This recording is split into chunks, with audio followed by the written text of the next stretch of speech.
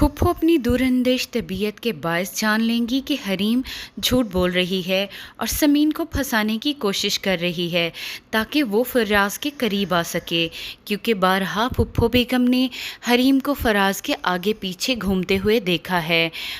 एक बेवा का अपने देवर के इस तरह आगे पीछे फिरना, उसके ऊपर गिरना, ये सब सही नहीं। ये बात फूफो बेगम को भी फील होगी और ये बात वो अपनी भाभी से भी कहेंगी कि अब हरीम को अपनी माँ के घर चले जाना चाहिए, क्योंकि उसकी इद्दत ख़त्म होने वाली है। वो जब भी फराज और समीन को देखती है तो वो बहुत जेलस होती है। वो अपनी भाभी को बताएगी कि हरीम ने फराज में असफंद को देखना शुरू कर दिया है। इससे पहले कि मामला बहुत बिगड़ जाए तुम उसे उसकी माँ के घर भेज दो तो बेहतर होगा।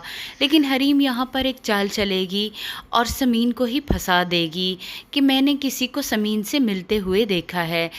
समीन अपनी लाख गवाहियाँ देगी लेकिन कोई उसकी बात पर यकीन नहीं करेगा। समीन के वालिद उसे आकर ले जाएंगे। हरीम भी अब जान चुकी है कि फुप्पो उसकी असलियत से वाकिफ़ हो गई हैं।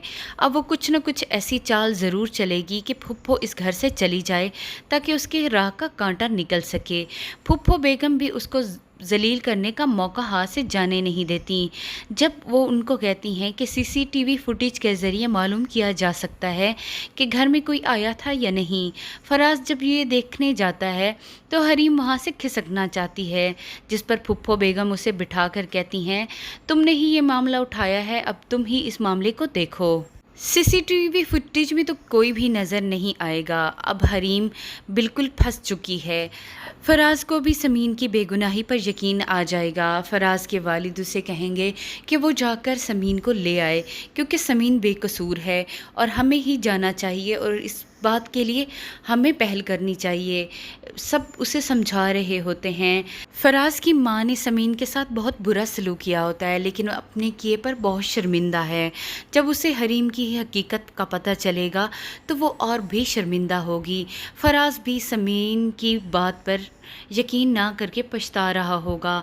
अब वो हरीम से पूछेगा कि तुम बताओ, वहाँ तो कोई भी नहीं था, तुमने झूठ क्यों बोला? तब भी हरीम बहुत ज़्यादा एक्टिंग करेगी और कहेगी कि मेरा शौहर मरा है, तुम लोगों को ज़रा भी एहसास नहीं।